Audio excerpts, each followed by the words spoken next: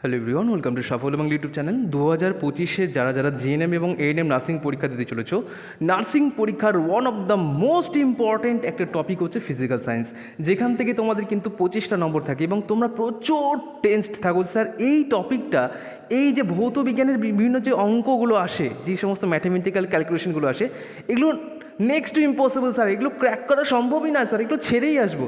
তো আজকের ভিডিওটা তোমাদের জন্য একদম মোস্ট ইম্পর্টেন্ট একটা ভিডিও হতে চলেছে।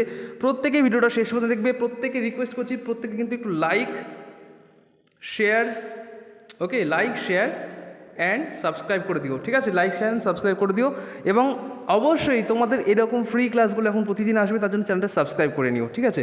দেখো ফার্স্টে অঙ্কটা কী বলছে, কোনো পদার্থের যদি পারমাণবিক সংখ্যা 15 হয়, এই কোয়েশ্চেনে কিন্তু পিএসসি মিসলিনিয়াসে আসা কোয়েশ্চেন, দেখতে পাচ্ছ পিএসসি মিসলিনিয়াস 2019-এর কোয়েশ্চেন, অর্থাৎ এই কোয়েশ্চেনগুলো ম্যাক্সিমাম কিন্তু বিভিন্ন পরীক্ষা এসেছে, দেখতে পাচ্ছ পিএসসি মিসলিনিয়াস 2019, এসএসসি এমটিএস বা জিডি 2016, দেখতে পাচ্ছ ডাব্লিউবিসিএস 2013, ডাব্লিউপি কোশ্চেন, একই টাইপের কোশ্চেন কিন্তু বারবার আসছে। আমরা কিন্তু এই টপিকটা যদি ভালো করে পড়ি না, তাহলে কিন্তু অনেক পরীক্ষায়, শুধু জিএনএম নয়, আমি প্রত্যেকটা পরীক্ষাকে লক্ষ্য করে পড়াই, তো এই সমস্ত পরীক্ষায় কিন্তু তুমি ভালো মতো একটা স্কোর করতে পারো।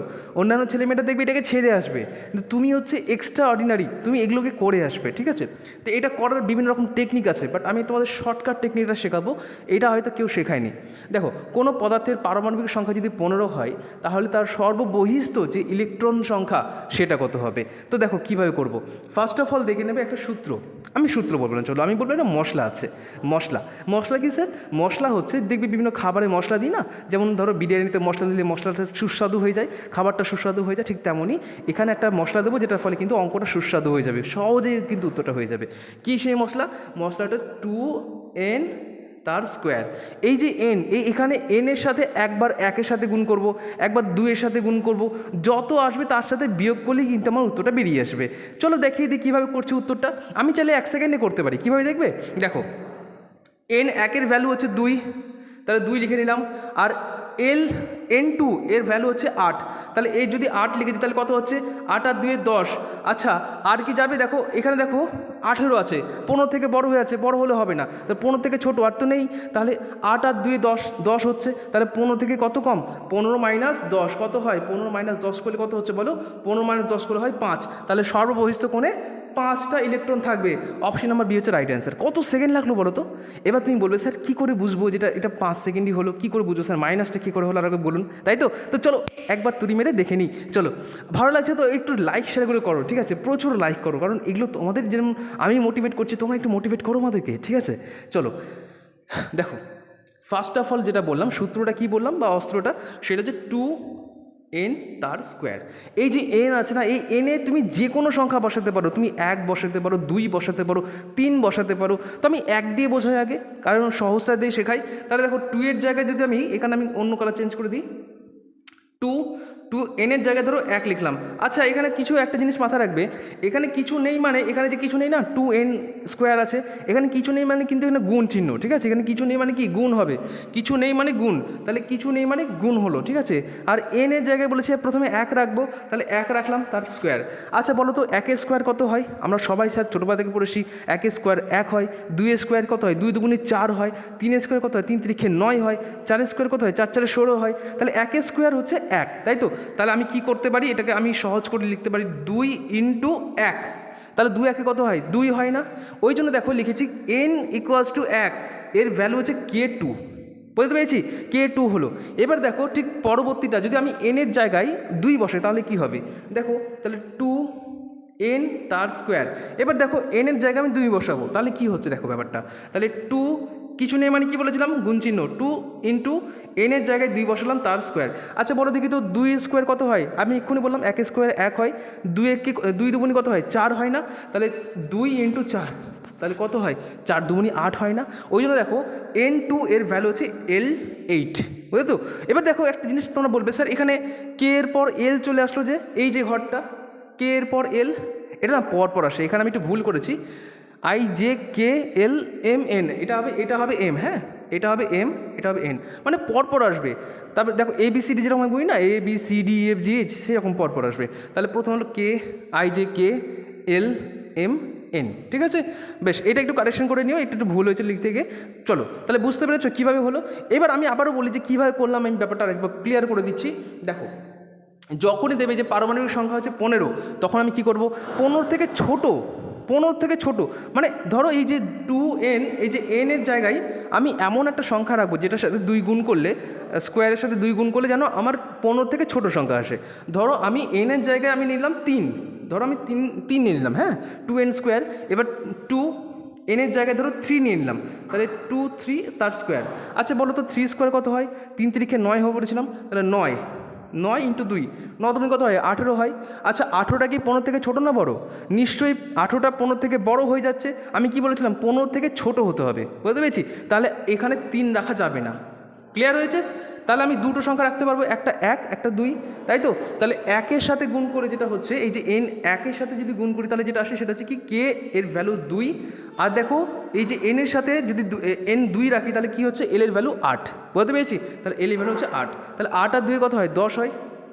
তাহলে এই 10টা কি 15 থেকে ছোটো তো, তাহলে এটা যাবে।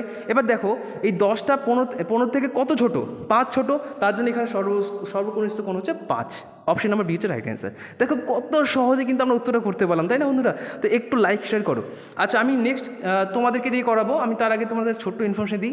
আমাদের সূর্য ব্যাচ, যেখানে আমরা পেইড ব্যাচ, এটা আমাদের পেইড ব্যাচ। এখানে দেখো বলে রাখি, এখানে আমাদের ডেলি কিন্তু ক্লাস হবে এখন থেকে, ঠিক আছে? এবার কবে থেকে শুরু হচ্ছে? 15 তারিখ থেকে শুরু হচ্ছে, 15 সেপ্টেম্বর থেকে ডেলি লাইভ ক্লাস হবে। লাইভ ক্লাস যদি মিস হয়ে যায় রেকর্ডিং ক্লাস পাবে। এবং একটা স্পেশাল জিনিস বলি, এখানে যে সমস্ত স্যারগুলো পড়াবে তারা কিন্তু কঠিন থেকে কঠিন সাবজেক্টগুলো একদম সহজে জলের মতো করে বোঝাবে, ঠিক আছে? প্রত্যেকটা সাবজেক্ট তোমাদের ধরে প্রত্যেকটা টপিক ওয়াইজ ধরে কিন্তু পড়ানো হবে, ঠিক আছে? এবং যেদিন যা ক্লাস হয় তারপরে কিন্তু সেই টপিকের ওপর কিন্তু একটা কুইজ হয়। এটা সব থেকে মজাদার বিষয় যে তুমি কতটা শিখলে, তোমার কোথায় খামতি রয়েছে তুমি নিজে জানতে পারবে, বুঝতে পেরেছি? তাহলে সূর্য ব্যাচ যদি কেউ ভর্তি হতে চাও, এটা অনলি ফর জিএনএম এএনএম 2025কে লক্ষ্য করে। তো যদি কেউ ভর্তি হতে চাও, দেখো কোর্স ফিটা বলে দিই।